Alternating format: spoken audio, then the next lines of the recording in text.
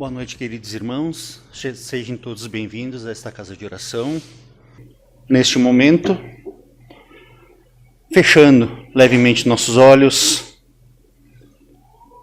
acalmando nosso coração, a nossa mente, deixando todos os nossos percalços do dia do lado de fora, queremos agradecer a Ti, Pai de amor, e amado Mestre Jesus, pela oportunidade de estarmos reunidos aqui, este momento, que possamos, ao regressar aos nossos lares, irmos melhores do que aqui chegamos.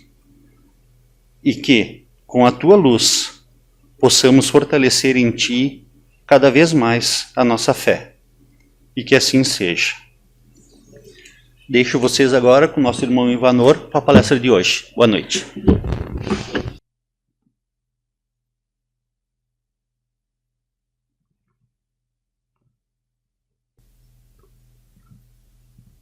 Boa noite a todos. Então sejam todos bem-vindos a esta nossa casa querida, que nos acolhe, que nos recebe e que coloca à nossa disposição não somente as boas vibrações do plano espiritual, mas também os ensinamentos que todos nós podemos aqui colher, e tenho certeza que muitos deles farão a diferença em muitos momentos de nossas vidas, assim como tem feito, né, com a vida de muitos de nós que somos trabalhadores, que somos atuantes nesta casa. Então, a noite de hoje, hoje o tema da noite é reconciliação com os adversários, um novo modelo de sociedade. O que o Ivanor está falando, né? Novo modelo de sociedade. Isso a gente vai descobrir juntos.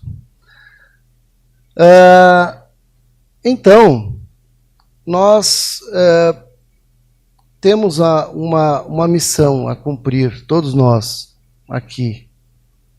Onde estamos, com quem estamos e como estamos. Uma dessas missões é colaborarmos para a nossa melhoria e para a melhoria da sociedade onde nós estamos inseridos. Tá?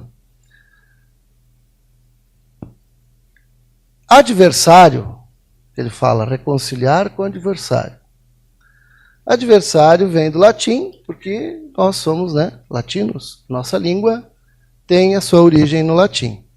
Em latim é adversários, que significa o que está contra, oposto, oponente.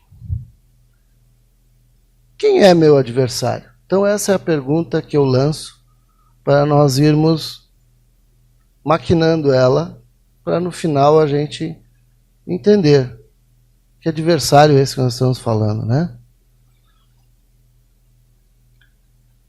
Então nós vamos ter que voltar um pouquinho para entender o funcionamento das coisas. Porque as coisas elas não acontecem de uma forma milagrosa.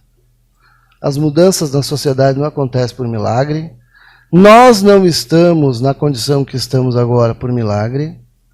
Tudo faz parte de um processo evolutivo, um processo permanente, de evolução, de revolução, que acontece com todos nós, com todas as sociedades, a todo instante. Que, num curto espaço de tempo, é praticamente imperceptível. Mas quando a gente olha numa linha de tempo maior, a gente começa a perceber as nuances, as mudanças, as revoluções. Então, o nosso cérebro também participa, ainda está participando dessa evolução. O homem primitivo não tinha o cérebro que nós temos. E quando falamos de homem primitivo, estamos falando corpo biológico que recebia espíritos que para cá vinham lá nas longas e longínquas eras. Então, o nosso cérebro, lá no princípio, ele era somente o cérebro reptiliano, que todos nós ainda temos. Todos nós ainda temos esse cérebro reptiliano. Esse cérebro reptiliano servia ao homem muito bem naquela época. Por quê? Porque ele só precisava das funções básicas e instintivas, que nós ainda temos. Nós ainda temos funções básicas de respiração, locomoção, fome, dor, calor, frio, né? Esquivar-se de algo, atacar, correr, alimentar-se. Então, o homem primitivo precisava só disso. Então, esse cérebro o servia muito bem. Porém, a partir do momento em que o homem começa a ser um ser gregário, ele começa a formar pequenas sociedades, pequenos grupos, porque ele vai descobrindo que viver em grupo é mais fácil, é melhor, torna a vida menos penosa, facilita a caça. Então ele vai percebendo que ele precisa ser alguém que vive em um certo aglomerado de pessoas. Então viviam em pequenos grupos, no início. Essa convivência em pequenos grupos começa a desenvolver nele algumas coisas diferentes, que nós vamos encontrar no que ele começa a desenvolver o cérebro límbico, que comanda a parte emocional. Por quê? Porque a vida em sociedade começa a despertar em nós emoções. Nós começamos a nos afeiçoar. Estamos lá vivendo, né, nas cavernas, num grupo ali de meia dúzia de pessoas, porque eram mais ou menos os grupos na época. Mas aí tem o sujeito ali que se adapta melhor em caçar comigo. Tem a outra criatura ali que simpatizo mais. E aí ele começa a nutrir por essas pessoas um sentimento diferente do que pelas demais. Ele se importa mais com essa. Ele tem mais, começa a temer mais que algo aconteça com esse do que com aquele outro. Então ele começa a nutrir o quê? Emoções. E ele começa a desenvolver esse novo cérebro límbico.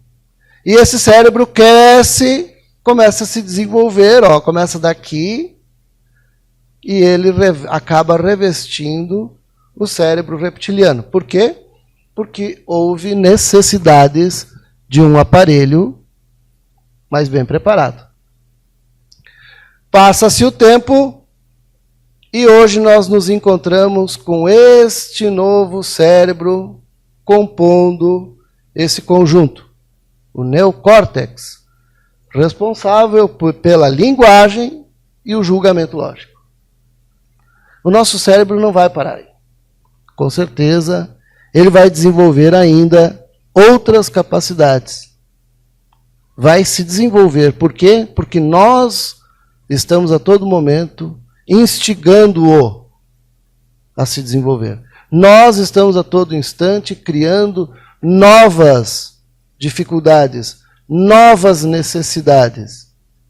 E esse cérebro tem que acompanhar esse desenvolver. Tá? Este homem foi crescendo, foi se desenvolvendo, foi se tornando mais inteligente, mais capaz. Claro que estamos falando de um período bem longo da história.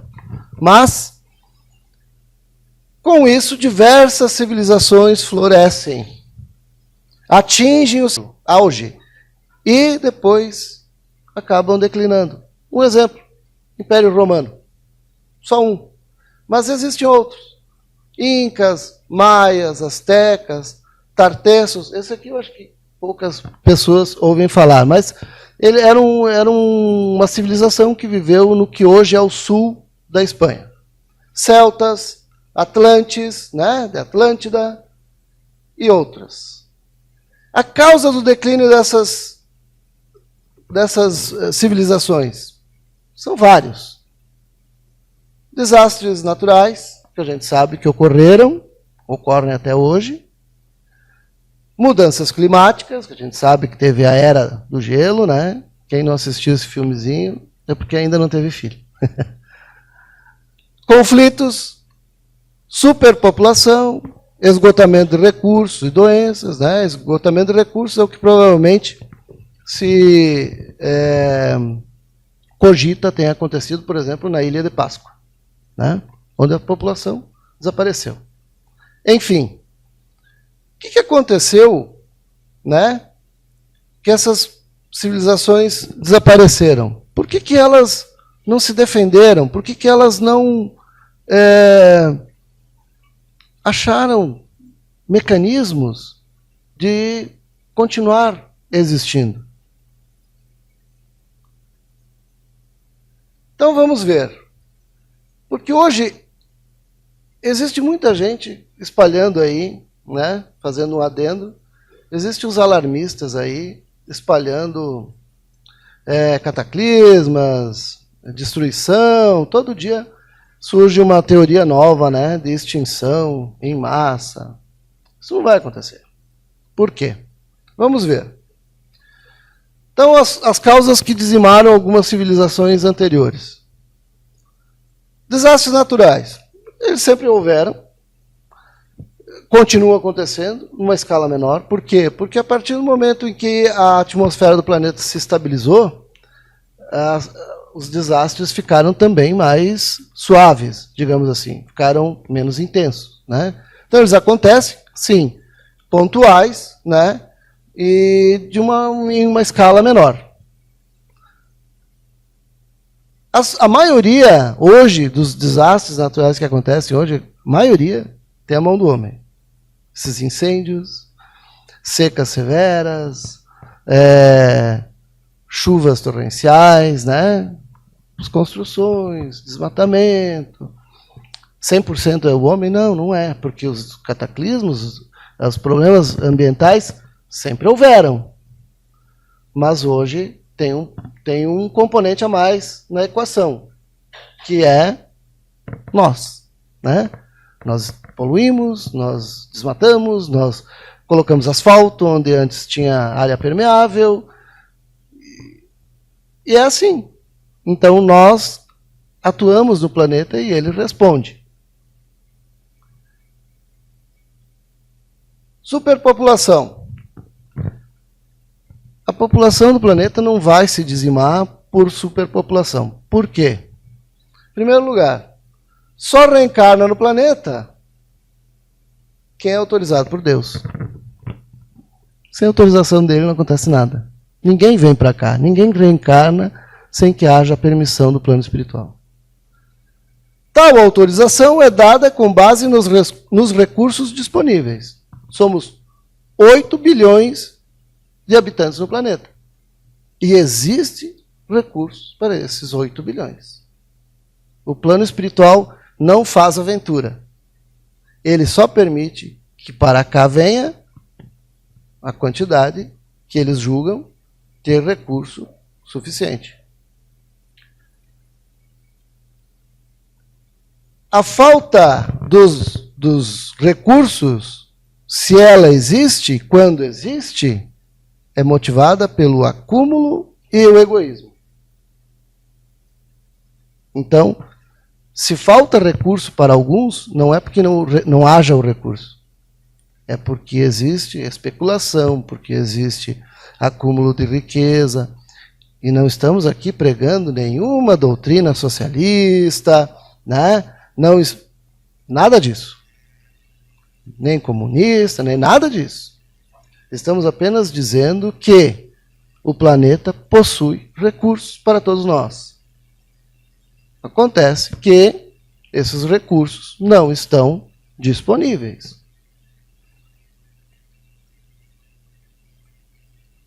Doenças. Ah, porque vai ter uma nova pandemia e vai dizimar todo mundo. Alguém já ouviu isso? Eu já ouvi.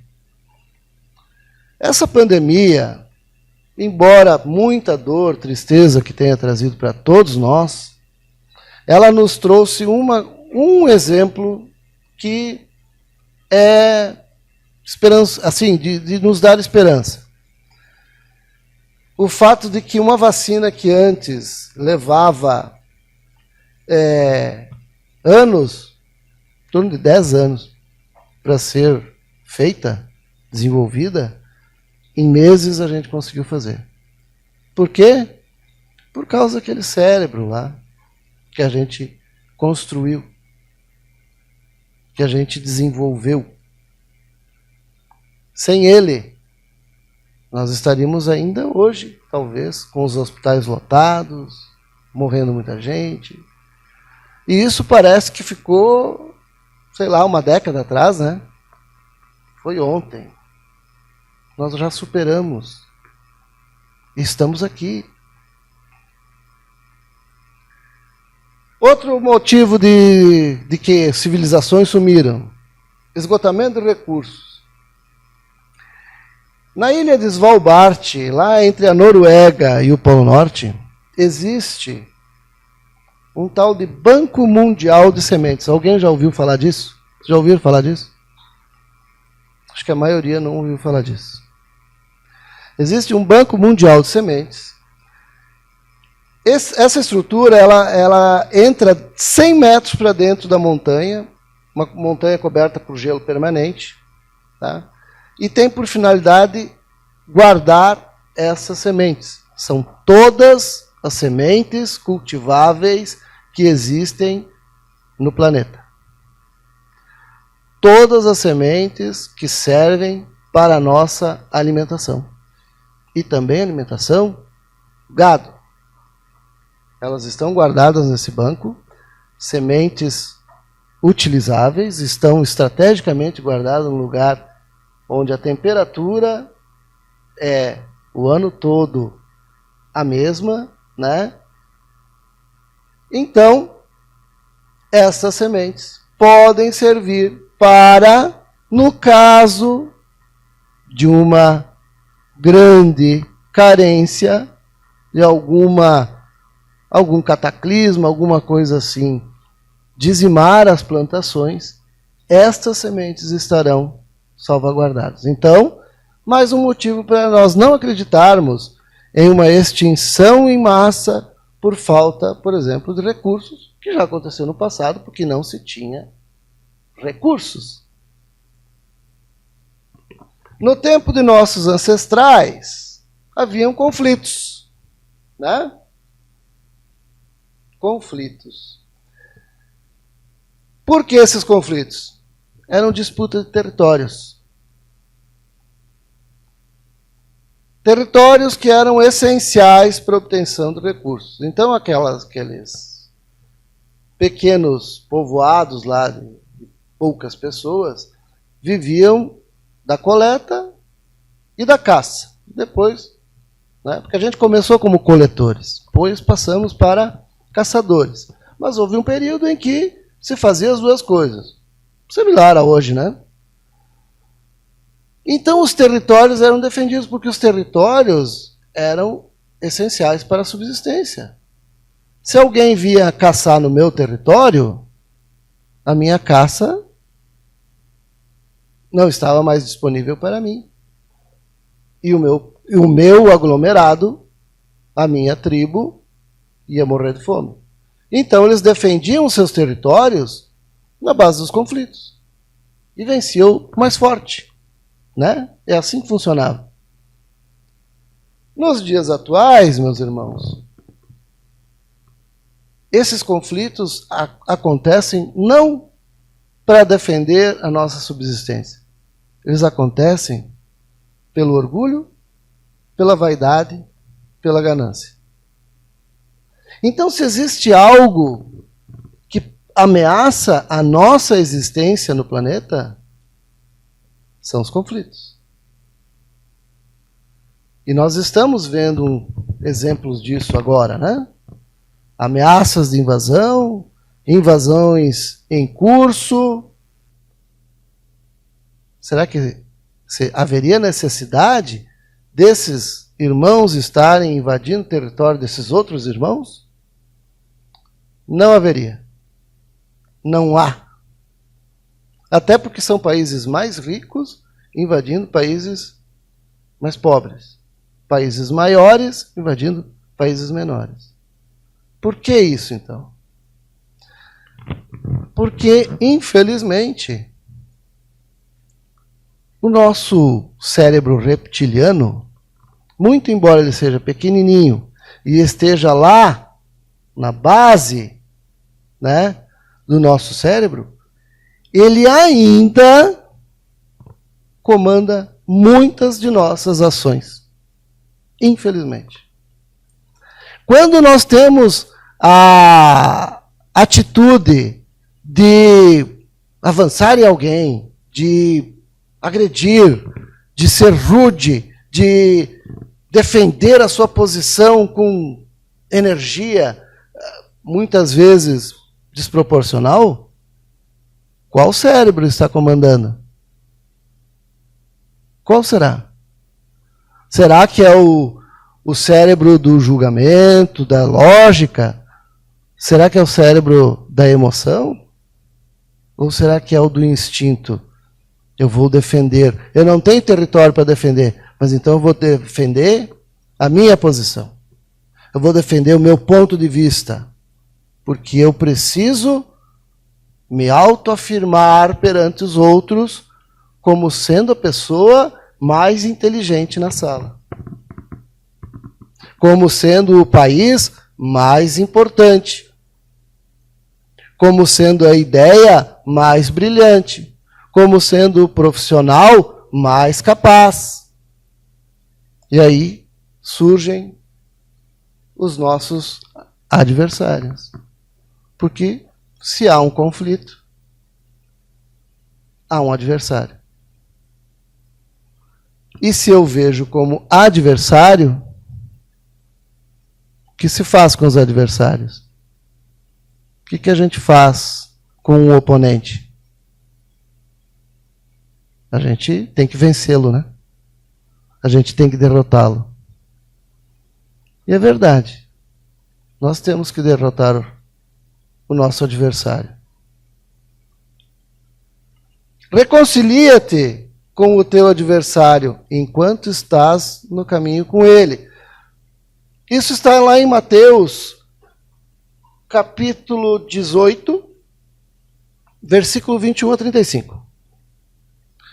A fim de que ele não te entregue ao juiz, e que o juiz não te entregue ao ministro da justiça, e esse não te meta na cadeia. E dependendo do ministro da justiça, não sai mais de lá. Então é bom a gente se reconciliar com o adversário. Mas quem é meu adversário? Se a gente olhar no espelho, nós vamos encontrar ele. Só que geralmente a gente olha no espelho e a imagem que a gente vê, a gente não reconhece. A gente sempre acha que ela é mais bonita do que é. A verdade, meus irmãos, é que o maior adversário nosso somos nós mesmos.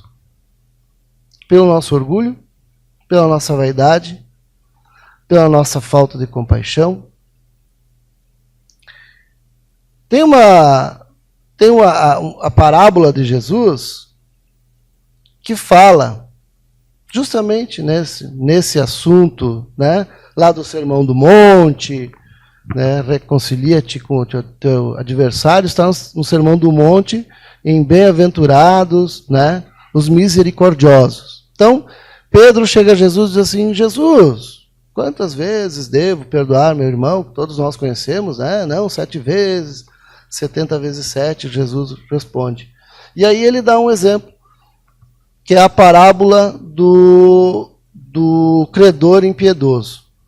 Então ele fala que um senhor, né, chamou um dos seus servos, que era seu devedor, chamou-o para a restituição de contas.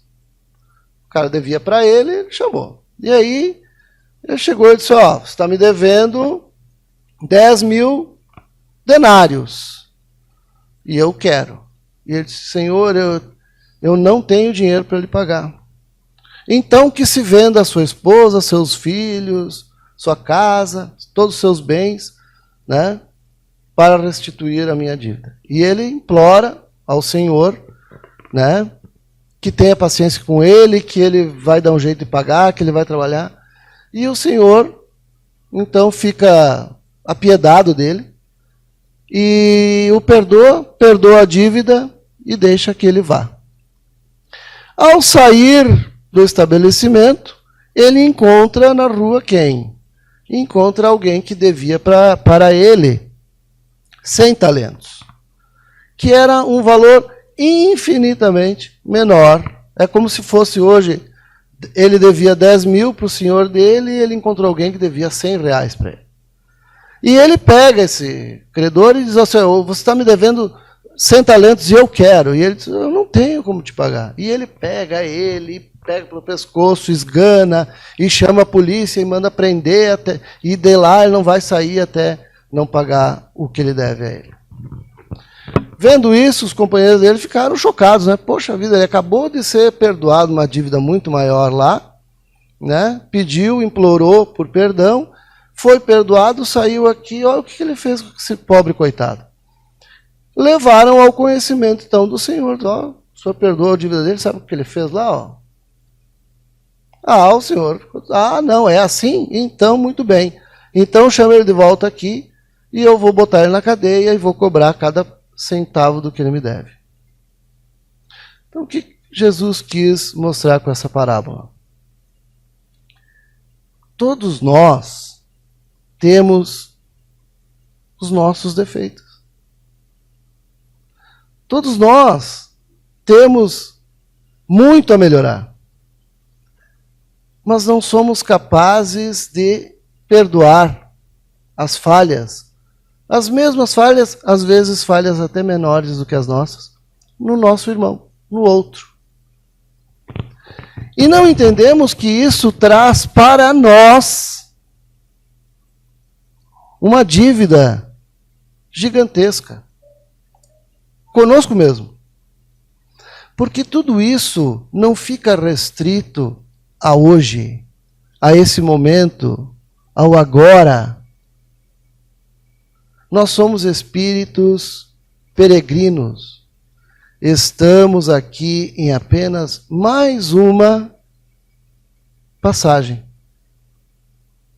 Mais uma existência. E as as dificuldades que enfrentamos hoje, muitas delas são consequências de nossos deslizes no passado. Eu sou o meu adversário. Eu sou o meu maior oponente. Porque eu coloco em meu caminho as pedras nas quais eu próprio irei tropeçar. E não satisfeito, eu coloco ainda outras para tropeçar lá na frente. Esse tropeçar lá na frente é a próxima encarnação.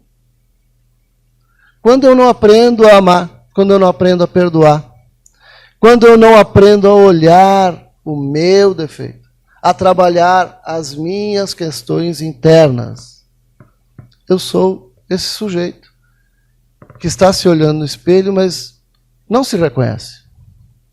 Sempre acha que a figura dele é mais bonita do que parece.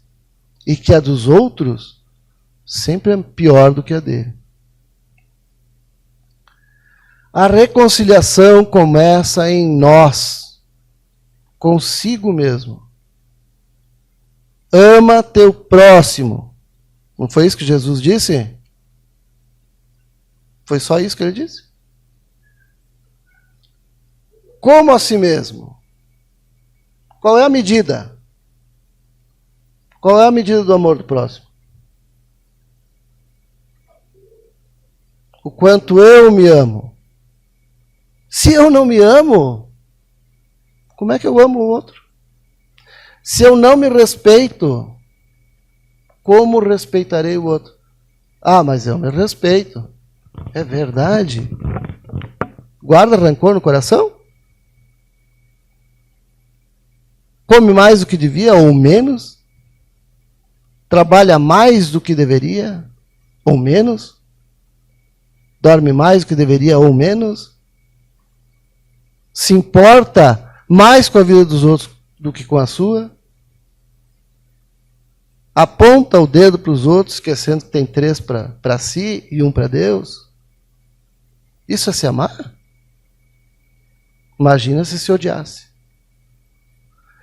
Então, onde está o meu adversário? Está em mim. Não é o outro. Se o outro erra, se o outro faz bobagem, o problema é dele. Eu posso ajudar?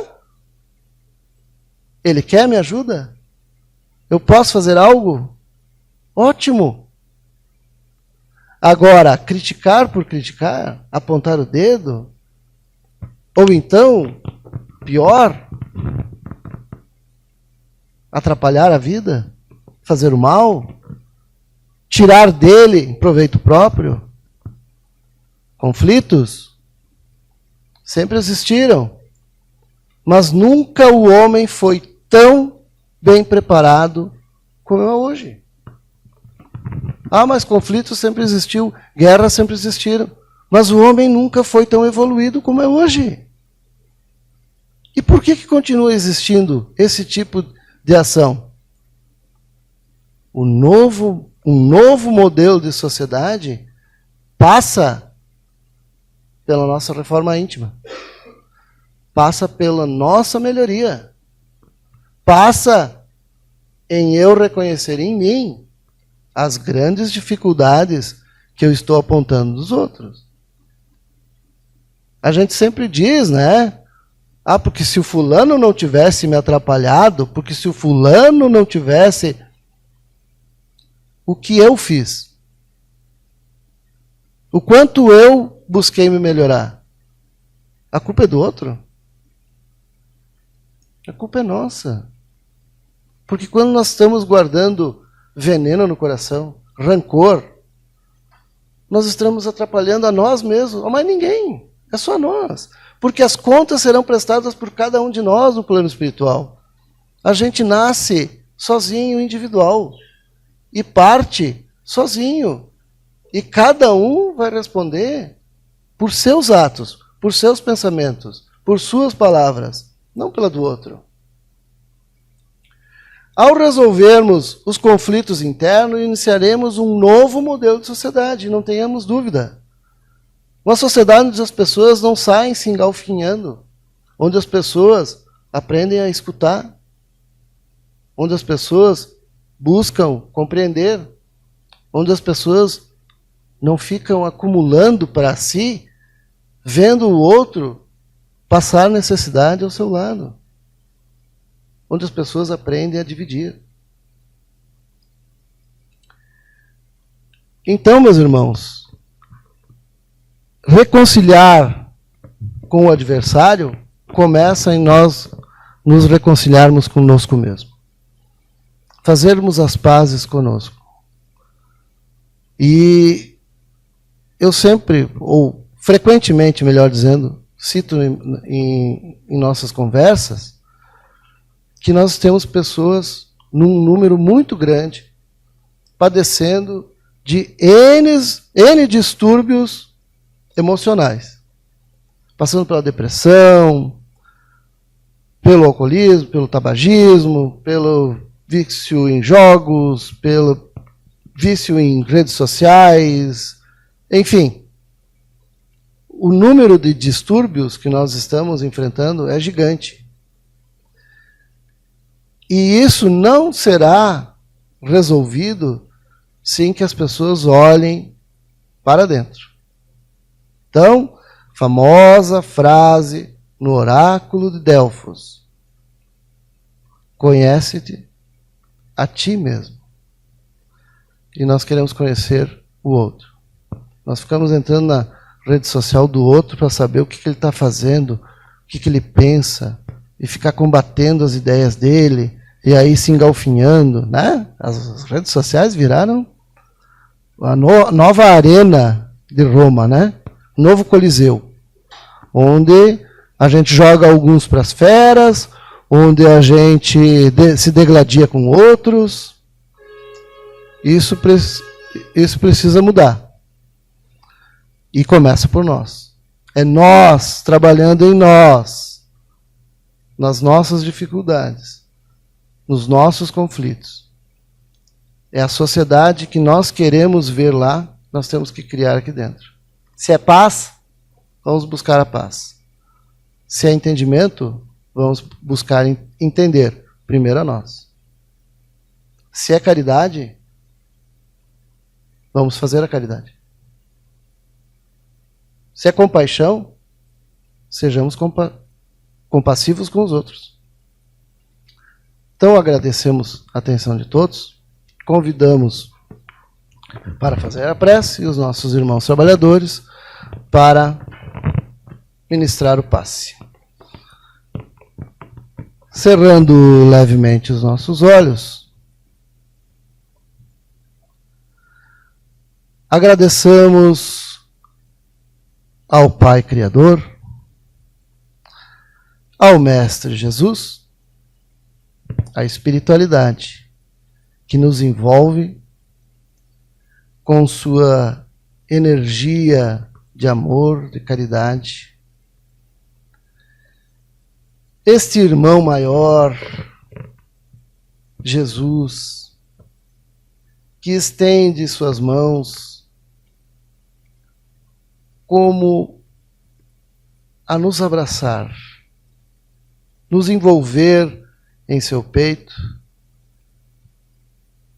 e nos diz: vinde a mim, vós todos,